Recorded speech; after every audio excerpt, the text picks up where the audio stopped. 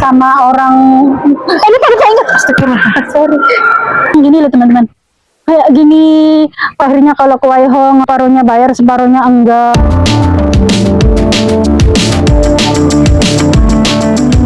Halo teman-teman, assalamualaikum. Jumpa lagi dengan Arfi Channel. Gimana kabarnya teman-teman semua? Semoga teman-teman semua selalu dalam keadaan sehat walafiat, tidak kurang suatu apapun, amin.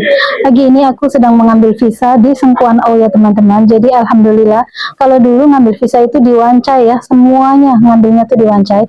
Kalau sekarang tuh udah buka kantor cabang gitu. Jadi kalau yang dulu ngambil visa harus berjam-jam ya, nunggunya 3 jam. 4 jam bahkan ada yang seharian.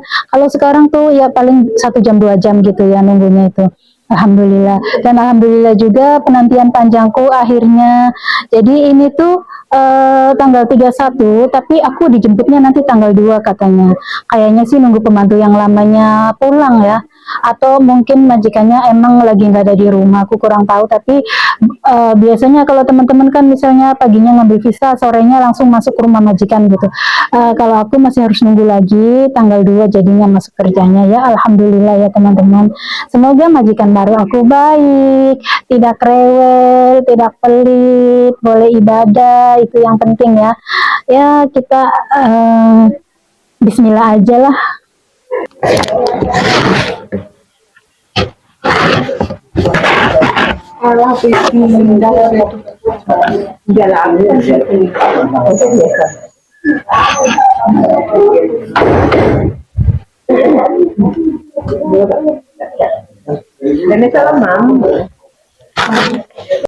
Nah, aku udah dapat visanya. Karena udah terlanjur di sini, aku mau jalan-jalan dulu di Sengkuan O. Udah lama banget aku nggak kesini. Karena ini tuh ujungnya kota. Nah, seperti ini pemandangan Sengkuan O.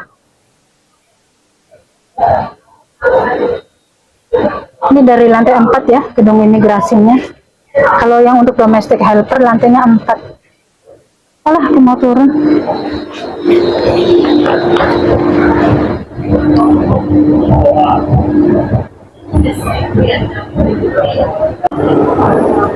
Sebenarnya ada lift tapi lama banget ya. Untuk turun tuh liftnya lama banget, jadi ya udah kita pakai lift berjalan aja.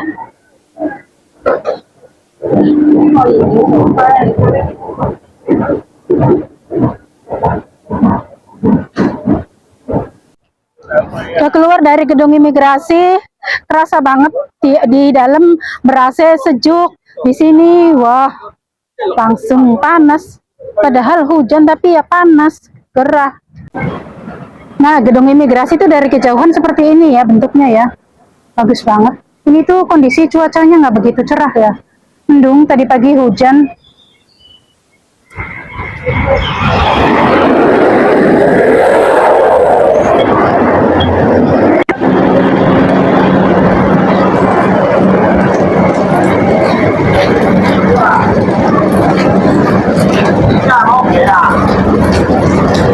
Teman-teman, ada nggak yang kerja di Sengkuan O nih? Aku sedang di Sengkuan O. Hujan loh. Hujannya makin lebat aja guys. Kayaknya ini bakalan awet nih. Terus aku berteduh di mana ini? Aduh parah nih.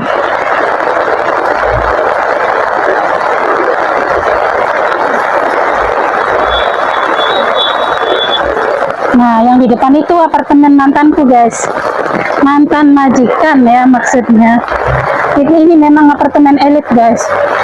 Apartemennya orang-orang kaya. Nah, The Papillons.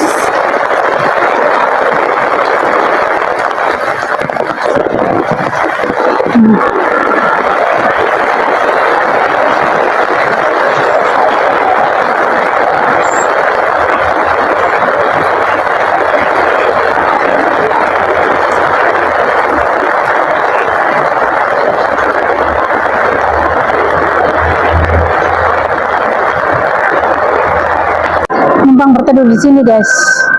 Basah semua celananya. Dingin. Ini tuh lantai bawah. Ada tempat mainan, ada welcome, ada restoran, ada supermarket. Jadi di sini nggak bakalan kelaparan. Celananya basah guys, basah semua. Waktu aku kerja di sini tuh lagi rame-ramenya demo itu loh guys. Lagi nggak aman Hongkong tuh, libur dikepung-kepung orang demo. Sering sekali aku tuh nganter anak sekolah terjebak di dalam MTR karena jalanan keretanya tuh dilemparin kursi, dilemparin kayu, jadi jalanan keretanya itu ditutup, dihadang, jadi kita itu keretanya tuh nggak bisa jalan. Nah, kita udah masuk ke dalam MTR, terjebak, nggak bisa keluar tapi nggak bisa jalan. Majikan telepon-telepon terus, gimana anak-anakku? Ya kami terjebak di dalam MTR, nggak bisa jalan, nggak bisa balik lagi karena keluar dari MTR nggak bisa, karena dianggapnya berbahaya gitu. Seringkali itu tuh Hongkong tuh demo begitu tuh, rusuh begitu, itu lumayan lama ya. Diawali dari kasus kematian wanita Hongkong itu loh, wanita Hongkong pacaran sama orang, ini tadi saya ingat, sorry. Pacaran sama orang Cina atau orang Taiwan, kemudian mereka tuh jalan-jalan. Nah, si ceweknya tuh katanya dibunuh gitu. Intinya si cowoknya tuh balik lagi ke Hong Kong gitu. Terus sampai di Hong Kong, si orang tua yang perempuan itu nanyain, kok anak aku nggak balik-balik gitu, pergi kemana? Nah, dia inget si putrinya tuh punya pacar, pacarnya dihubungi tapi nggak ngaku gitu. Nah, kasusnya terjadinya di Taiwan, nggak bisa disidangkan di Hong Kong gitu. Itu peraturan resmi dari Cina gitu. Nah, pemuda para mahasiswa di Hongkongnya tuh demo karena merasa ya kayak di sini aja sih, kalau nggak ada keadilan jadi ujung-ujungnya demo gitu ya. Jadi demo untuk keadilan si perempuan yang udah meninggal ini gitu loh. Awalnya yang laki-lakinya ini nggak ngaku, kemudian akhirnya ngaku kalau dia yang bunuh gitu. Tapi ya si perempuan ini nggak dapat keadilan karena pemerintah Cina tuh seakan-akan melindungi si laki-laki ini gitu dengan berdalih undang-undang yang bahwa tidak bisa dituntut disidangkan lagi di Hong Kong karena udah selesai di Taiwan kayak gitu tuh. Wah, itu tuh demonya rusuh banget itu.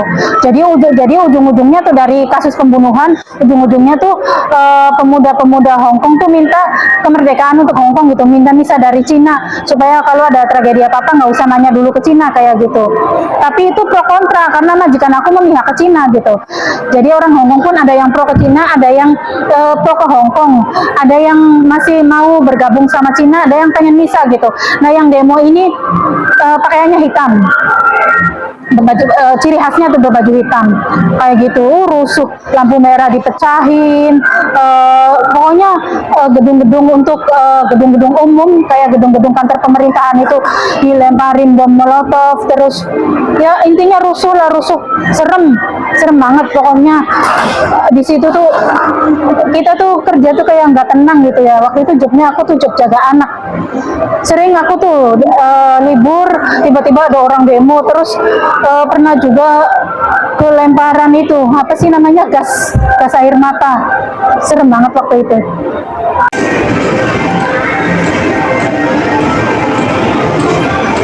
Sebenarnya di sini tuh enak ya, nggak kehujanan, cuman dingin banget AC-nya tuh. Udahlah, aku mau tengok udah selesai belum hujannya. Kayaknya hujannya udah selesai. Oke.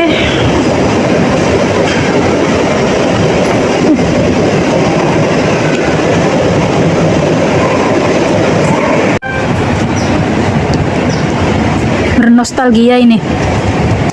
Hujannya udah selesai masih rintik-rintik. Bisa duduk di sini tuh. Katanya. Tuh. Nah, di depan itu keluarga bahagia itu. Keluarga ideal. Nah, ini keluarga ideal, ibu, bapak, 2 anak cewek cowok tuh. Nah, ini restoran Sultan. Kita lihat harganya. 1 porsi 128. Ya udahlah, kita nggak usah makan di sini. Nah, ini juga yang mehong-mehong. Tuh.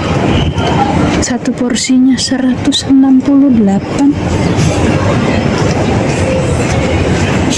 Baunya harum banget. Tuh, buat hotpot. Ya Allah, nasi kucing guys. Lucu. Nah ini yang Jepang punya tuh.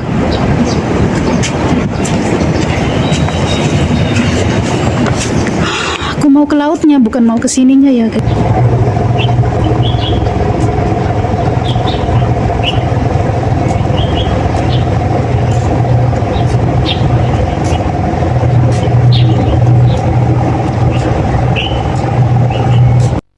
Suka banget aku tuh berjam-jam juga kalau ngeliatin air kayak gini, nggak tahu kenapa suka banget. Dan sebenarnya aku tuh dari lokasi dulu di sini tuh betah ya, betah aku tuh. Cuman majikannya ya kebetulannya, majikan aku tuh sebenarnya orang kaya loh teman-teman. Jadi yang laki-lakinya tuh punya sekolahan wushu, tahu nggak teman-teman sekolah yang gini loh teman-teman. Kayak gini olahraga yang pelan-pelan gitu loh. Kayak kadang-kadang tuh pakai pedang, ini gerakan gimana gitu. Orang kaya ya, majikan yang laki-lakinya baik, yang perempuannya itu loh. Sering diajak ke Cina, kalau Natal, kalau Imlek tuh diajak ke Cina. Ini celanaku basah loh teman-teman. aku naikin ke atas karena basah. Udah kering, ini namanya kering di badan ya.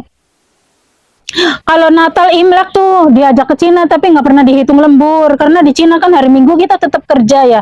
Nah itu kita tuh nggak dihitung lembur, katanya kamu di sini tuh nggak belanja, nggak masak, yang masak tuh ibunya. Tapi aku bantu-bantu. Katanya kamu di sini sering diajak makan ke restoran, katanya ngapain masih minta uang lemburan, katanya gitulah. Makan uang makan di restoran juga dia kalau pesen sedikit ya, anak-anaknya aja masih kurang. Gimana nyampe ke aku, cuman ikut numpang duduk doang, nemenin anak-anaknya yang kadang-kadang pengen ke toilet, pengen kemana, kan kerja di restoran juga katanya. Ya intinya mereka nggak mau bayar lemburan aku setiap kali ke Cina, sedangkan Imlek 4 hari, Natal 2 hari. Jadi aku di sana tuh gimana ya, sampai aku ngomong sama agen pun udah angkat tangan berdebat sama majikan aku tuh, kalau dia udah nggak mau bayar ya nggak mau bayar gitu. Nah terus aku 1 tahun notice. Ini mulai panas. Nah terus di situ aku mau dilaporin ke polisi hari terakhir itu teman-teman. Ya intinya mereka tuh nggak mau ngasih aku uang tiket gitu. Jadi nyari-nyari kesalahan aku biar aku takut, terus aku ya udah yang penting keluar aja dari situ gitu. Tapi aku oh no, aku nggak mencuri. Aku bilang aku selama di rumah kamu nggak pernah mencuri. Aku pernah mencuri itu untuk kamu, aku bilang. Jadi jujur ya teman-teman, aku tuh uang belanja tuh ya dikasihnya tuh 200 sekali ngasih itu 200 tuh buat 4 hari, buat 5 hari. Sedangkan masak sehari 3 kali loh, dari sarapan bubur. Kalau orang sini makan bubur itu kan harus pakai sayuran yang macem-macem gitu. Nah terus anaknya 2 itu harus bawa bekal sekolah. Jadi masak 3 kali untuk 5 orang sama aku, anaknya 2 itu harus bawa bekal sekolah tiap hari. Lah gimana membagi uang 200 itu gimana? Sedangkan orang lain itu paling minimalnya ya sehari itu 100 lah. Itu 200 tuh buat 4-5 hari. Nah jadi awalnya itu aku tuh nggak sengaja ya, jadi karena banyak pikiran, jadi aku tuh belanja tuh aku kan bawa troli. Nah bawa troli terus yang itu karena trolinya udah penuh, aku masukin ke kantong aku. Nah pas mau bayar di kasir itu yang di troli itu lupa itu awalnya. Nah udah deh keluar, pas aku nyampe rumah aku baru inget, lah kok yang di tas aku belum dihitung. Lah berarti kalau ngelewatin pintu yang belum dibayar nih nggak ketahuan. Kirain kalau barcode-nya belum ditut ke mereka, kalau ngelewatin pintu itu bunyi gitu. Terus dari situ tuh teman-teman, karena aku tertekan banget, selalu dimarah-marahin, dibodoh-bodohin, katanya selalu dibanding-bandingin sama pembantu dulu. Pembantu dulu dikasih 200 itu seminggu, kamu 4 hari udah habis. 200 seminggu gimana ya? Uang anak-anaknya aja kalau pulang sekolah teman-temannya jajan, suka aku jajanin pakai uang aku. Aku kurang tombok gimana? Ya akhirnya kayak gitu teman-teman, dari mulai lolos pertama kali itu, terus akhirnya kalau ke Waihong aku tuh nyari apa gitu, terus separuhnya bayar, separuhnya enggak. Astagfirullahaladzim ya, ini bukan untuk dicontoh ya teman-teman, bukan membanggakan karena aku bisa mencuri, ya mencuri untuk majikan. Makanya dari situ aku cari waktu yang tepat, kemudian aku interminate mereka, karena aku ya di situ aku tuh nggak tahan terus-terusan berbuat zolim gitu. Ya takut ketahuan. Nah pernah juga waktu di waktu di Kaibo itu kan ya kayak gitu, biasanya kan aku ngambil kayak yang mahal-mahal kayak daging sapi atau apa gitu, biasanya tuh aku taruhnya tuh di tas. Nah pas itu aku tuh gimana ya, pokoknya intinya mereka tuh tahu, yang itu katanya, Amoy yang itu lupa belum dihitung katanya. Ih aku malu banget itu teman-teman. Iya maaf, untung uangnya tuh pas waktu itu akunya bawa uang, kalau ngandelin uangnya majikan 200 loh teman-teman.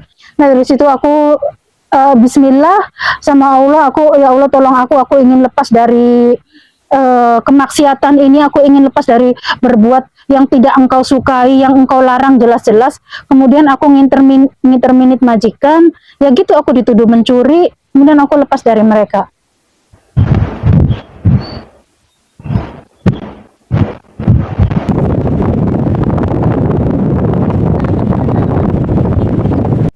Nah aku sudah di jembatannya ya, anginnya gede banget jadi aku nggak bisa naruh tripod di bawah, tripodnya aku pegangin. Baiklah teman-teman, mungkin videonya aku cukupkan sampai di sini dulu ya. Terima kasih buat yang selalu menyimak. Sampai jumpa di video selanjutnya. Bye bye. Assalamualaikum.